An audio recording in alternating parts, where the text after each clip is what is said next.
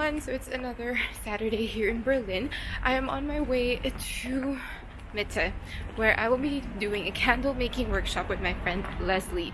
So since COVID is still here, the workshops can only be done with like 2 people at a time, just so we can have like a safe distance between each other. So I'm very excited because like these sorts of activities are something that I've missed, and I'm just really glad to be doing it with my friend Lesley. So I will see you there once we arrive.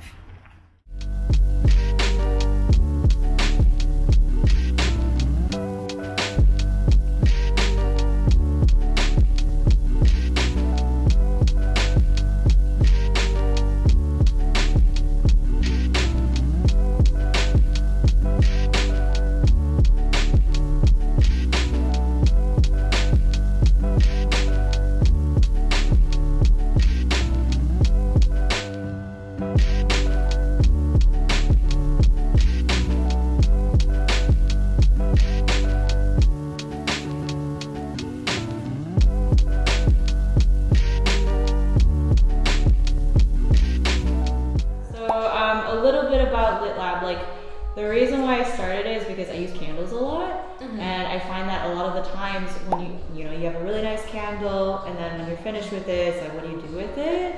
And usually you just throw it out because it's like a glass container and you don't really want to clean it, blah blah blah. So like whenever I went to TK Maxx, which is where I would get all my candles, I noticed a lot of other people would be like smelling everything, and at first I thought like, okay, well maybe it's not. Like, I thought it was just me that liked to do it, but it turns out there are a lot of people who just like sampling different smells.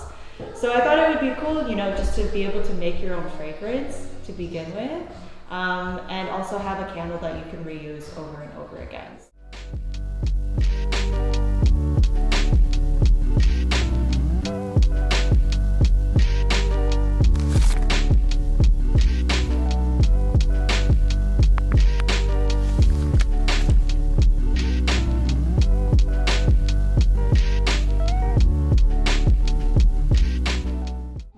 Part of it is really revolving around smell. So I don't know if you know this, but your sense of smell is the most powerful of your 5. You have these olfactory receptors just right here in your nose that's directly linked to the part of the brain that holds your memories and your emotions.